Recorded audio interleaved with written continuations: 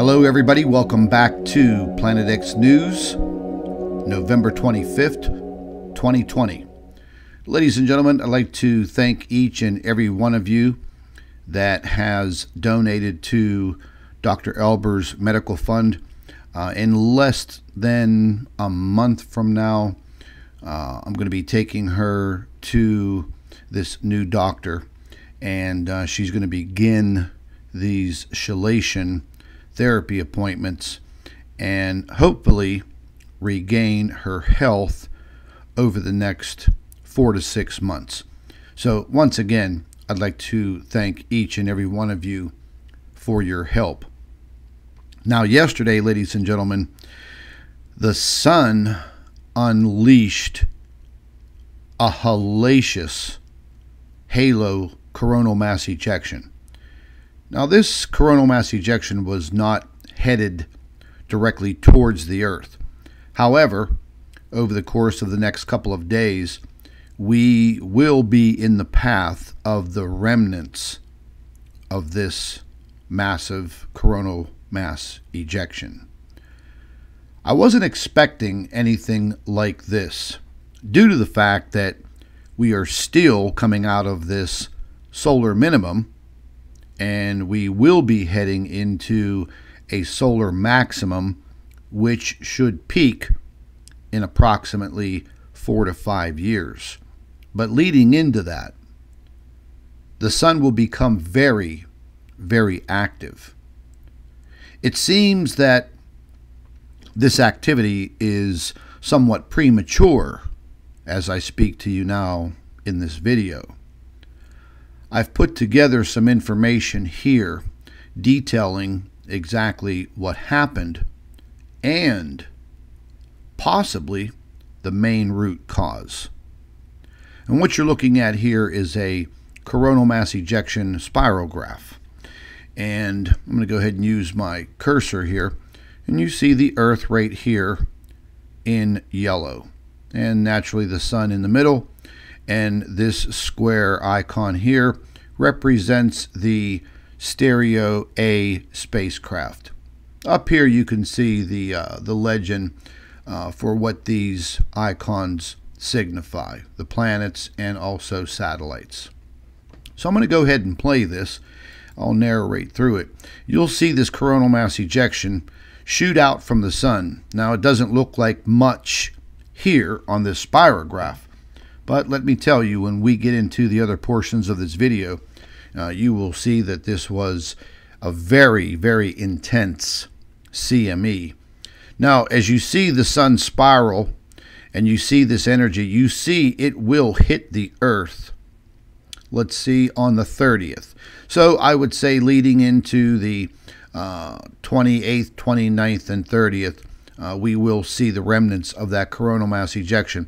What I've put together here are several of the solar dynamics observatory videos of the sun. This is the 48-hour loop.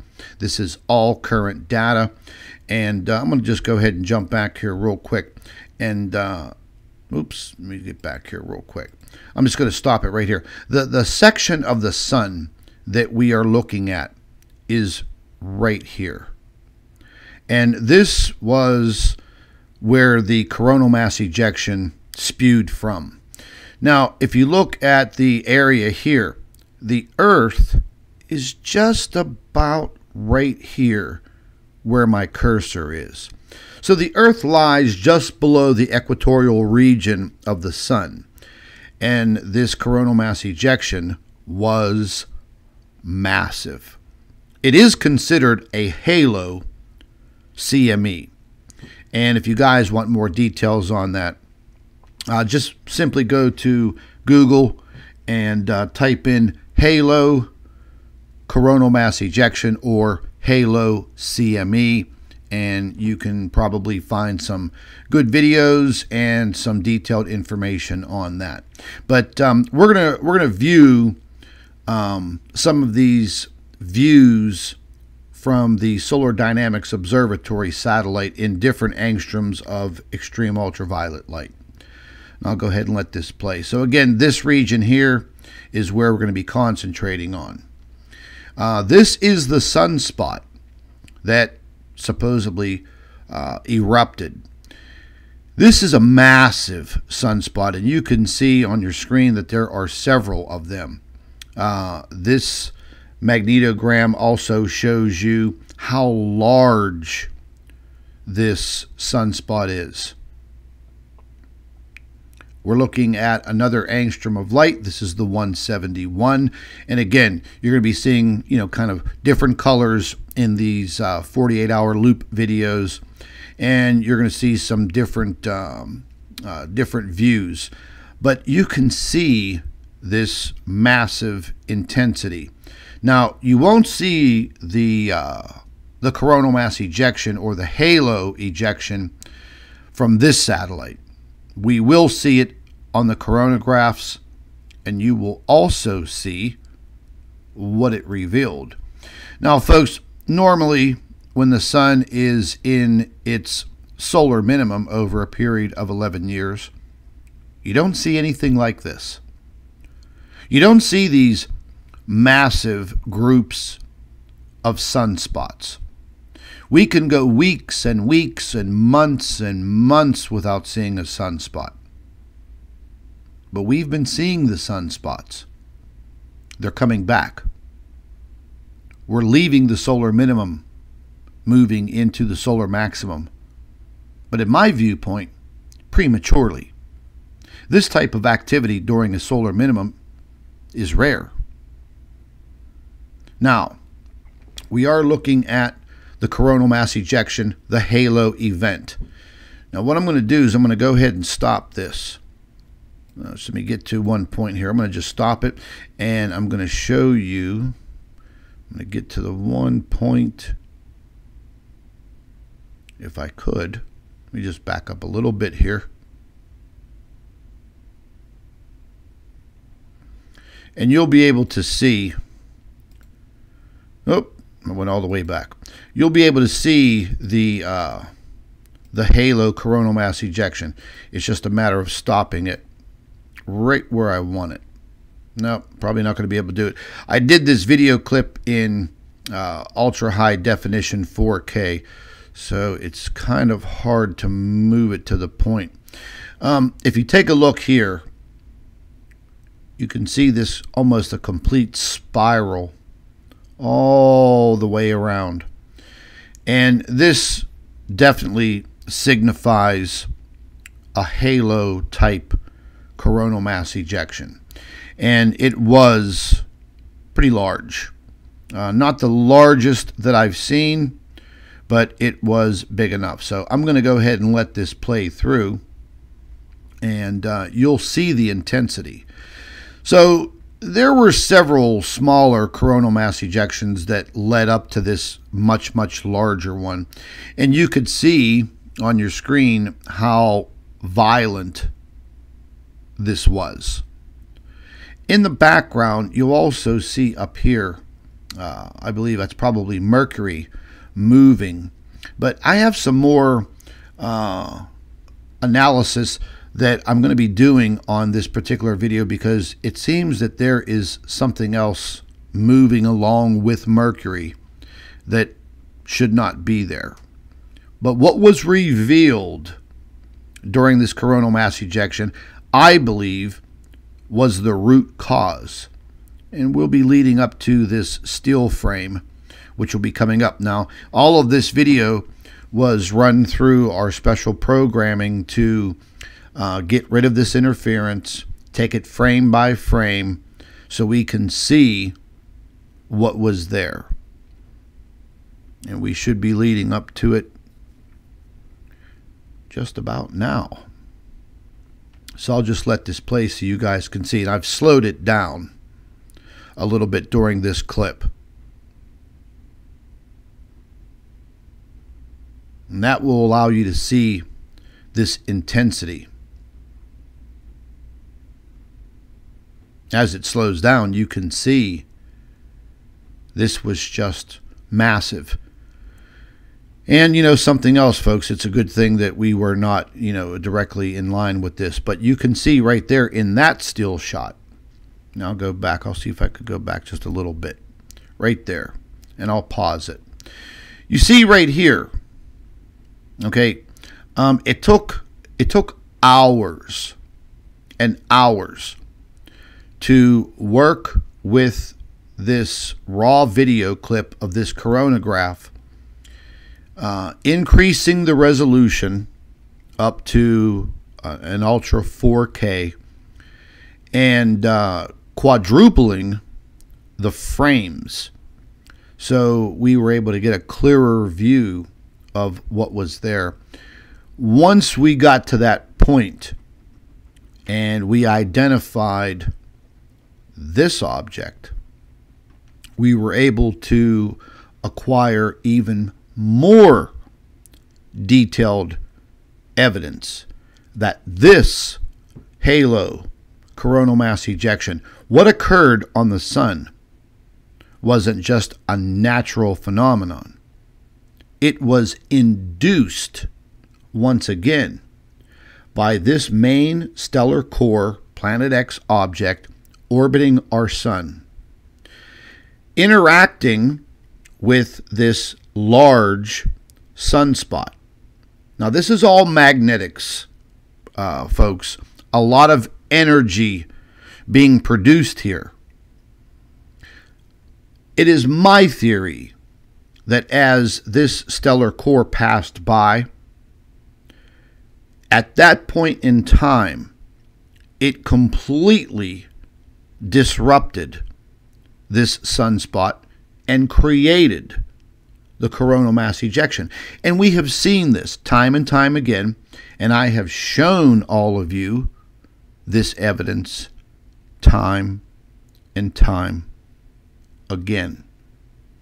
And as I've stated before, the Earth is going to be in the wrong place at the wrong time, and we're going to get hit with something like this. Now, it would not destroy the Earth, but it could possibly destroy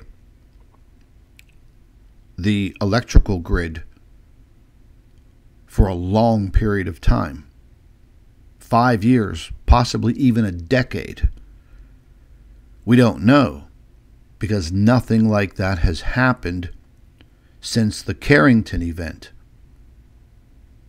And back in the 1850s, well, they were just using telegraph wires, not supercomputers and electronics. So a long time has passed since that Carrington event. We rely on electronics. And an event like this would destroy all of that. Literally sending us back into the dark ages. Maybe that's what the world governments fear. Maybe that's why they don't want to reveal all of this to you. Maybe that's why they censor this YouTube channel. Maybe that's why they discredit these findings. Maybe that's why these photographs aren't on the cover of Time magazine and in the media. But anyways, let's go ahead and I'll let this play. So this coronal mass ejection was, pretty massive. And you can see the flash and the large halo disbursement. It was pretty big. Here are photographs that were rendered by our program, and they are once again undeniable.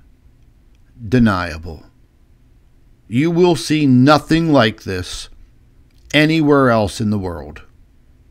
Undeniable. So, for me, it's just not a coincidence that this sunspot was disturbed.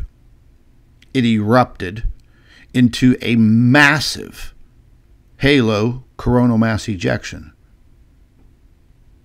during a solar minimum. Coincidence? I don't think so. Because this is something that I've been showing all of you for years now.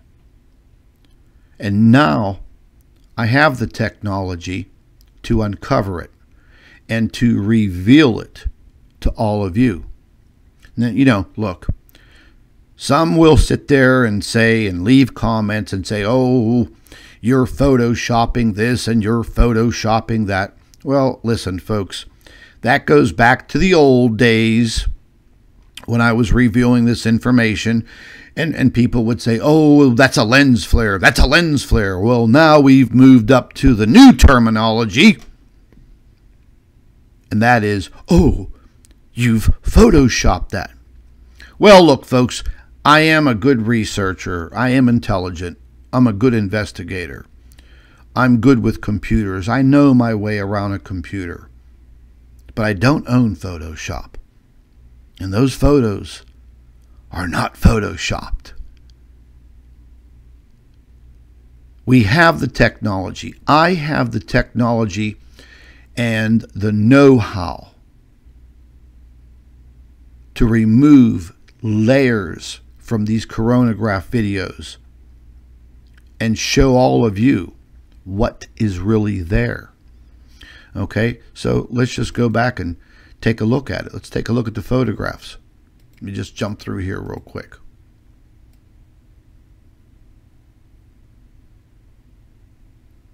And I'll stop this here.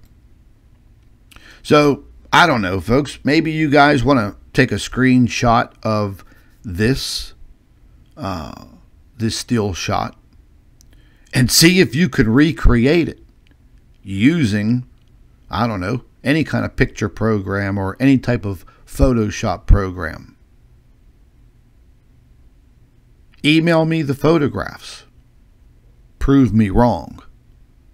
No one's done it yet. They've tried, but they've made a complete fool of themselves. You know, if we go back just a little bit here, let me go back, and we take a look at this photograph, this one still photograph.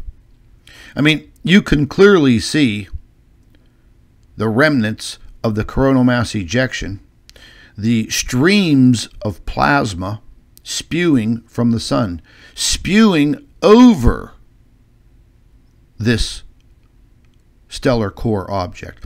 There even seems to be possibly another spherical object here. It is unclear. But using a Photoshop program, I just don't get it. I've never even used Photoshop. I don't know how to work it. I probably could figure it out in some due time. But how do you put an object in the background? I just don't get it. There are some other photographs that I captured a few days ago that I have not placed in this video. I just forgot. But I wanted to show you folks this. Unbelievable. So I guess this is what we're going to be looking forward to. I guess in the upcoming months and years leading into this solar maximum.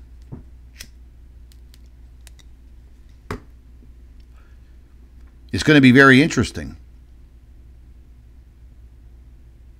It may be even somewhat, well, maybe I'll use the word dangerous for the earth.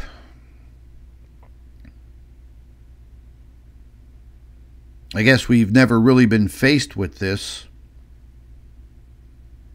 And now we're moving into this solar maximum. So as the next several years go by, each and every tick of the clock, we move closer and closer towards this solar maximum, which will be 5 years, leading into it, 6 years leading out of it, and then back into a solar minimum. But what's going to happen in this decade to come? The whole world is just about in complete upheaval as it is. We don't hear too much about science in the media anymore, you know. It's all deranged politics. It just seems this big, massive takeover of humanity is in full swing. Not much science going on that deals with the Earth, our solar system, what's lurking out there, our sun. It's very intriguing, but at the same time, when you delve into these things the way that I do, and you understand them, and you also understand the consequences of what could possibly happen. You know, folks, we could go through the next decade and come out the other end scot-free. But that's a long, long time. Some of us listening to this broadcast right now may not even be here. Most of us will. And we're all going to live through this upcoming period. And hopefully we learn more, and I'm sure that we will. And there will be your typical people out there that no matter what you say, no matter what evidence you show them, no matter what you do, they will never believe. But that's fine. That's your prerogative. Don't get in the way of the people that want to learn, that seek that knowledge. Step aside. Go your own way. We will continue researching and investigating to gain that knowledge. That's what this is all about. This isn't about YouTube views and being some big YouTube star, because that's just not going to happen in this realm.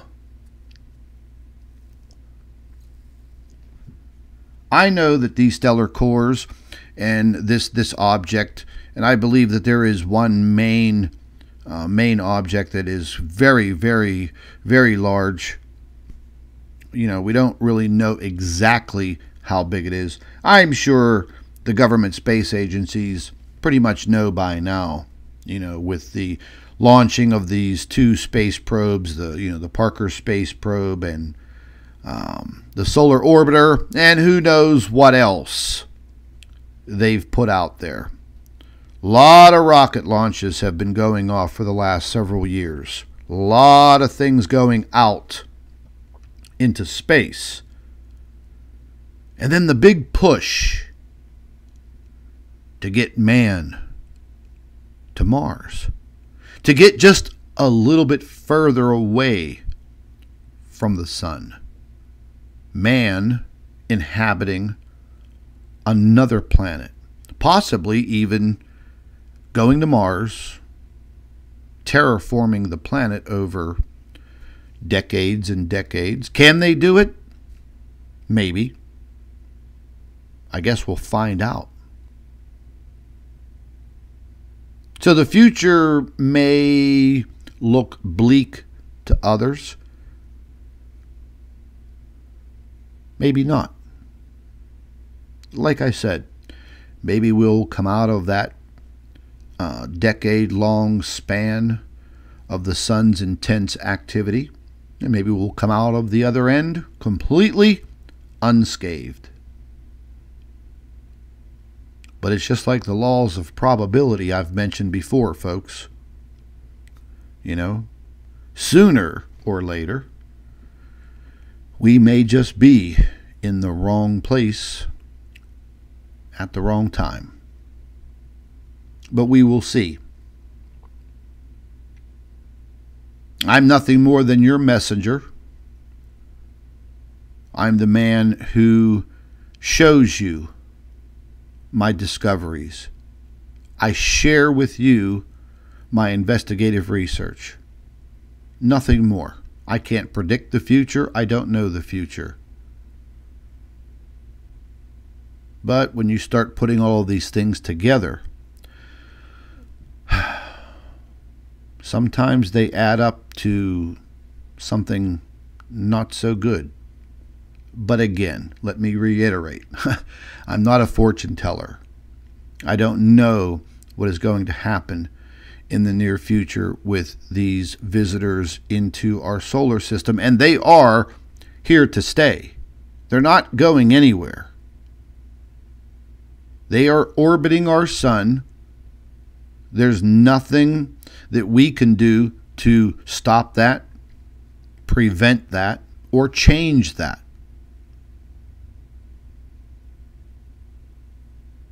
We are all now just a product of our environment. And the Earth is not going to be here in this little solar system of ours forever.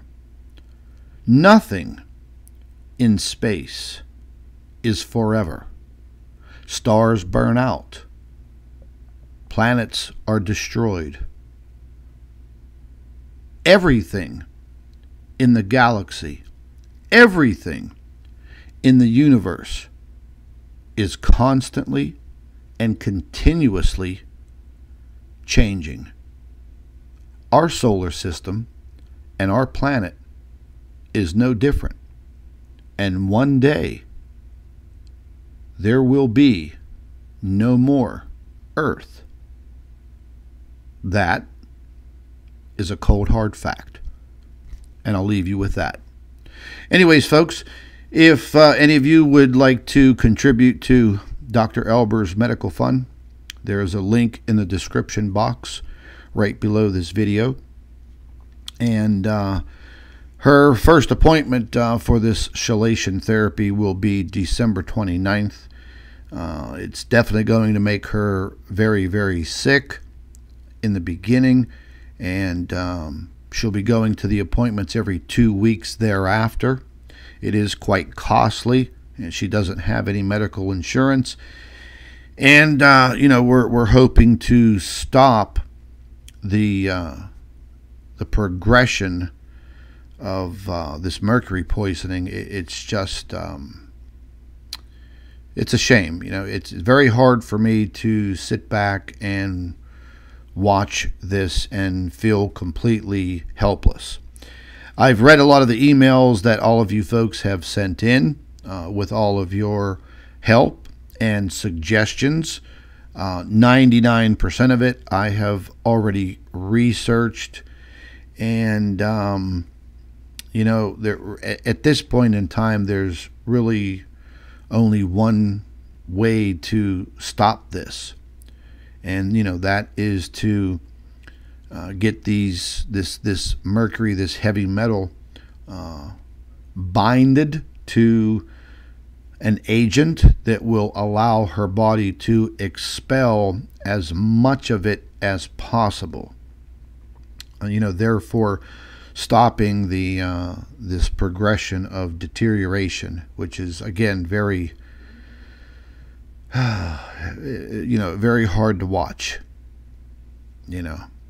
And hopefully she could regain a lot of her strength, and it will be easier for her to walk, and hopefully someday it will allow her to get back onto her computer, get back to researching and writing her articles, and using her intelligence and all of the education that she has acquired over a long period of time.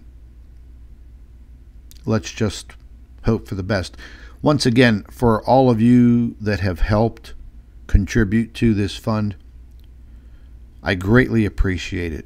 It has really, really touched my heart, and a lot of the emails, I haven't been able to respond to everybody because there's just so much of a response. But just so you all know, I thank you. Dr. Albers thanks you. I have read some of the emails to her, and it was a very, very emotional period. Reading those emails and seeing the look on her face, and you can tell that it's very overwhelming for her. It is also very overwhelming for me. Some of you have asked, I don't know, I think it's kind of weird, but some of you have asked, well, why doesn't Dr. Albers, get on a video and, show her face? Well, ladies and gentlemen, when you're in a condition like this, with all of these disgusting troll operations on YouTube, the last thing in the world that you want to do is show people your pain and show people you at your worst. So asking me to ask Dr. Albers to come onto a video just to prove a point, that's a little morbid. So that's not going to happen. She has her pride, and I would probably do the same. So as she, gets through some of these therapy appointments upcoming, and she starts to feel better, and she starts to look better, I'm sure that she won't mind. But at this point, that's a no-go. But anyways, folks, again, the link is in the description box underneath this video. And if you'd like to help out, fantastic. If you can. If you cannot, no problem. Simply say a quiet prayer for her recovery, and that will be enough. This is Scott from Planet X News. Thank you for watching, and ladies and gentlemen, have a fantastic Thanksgiving. Take care.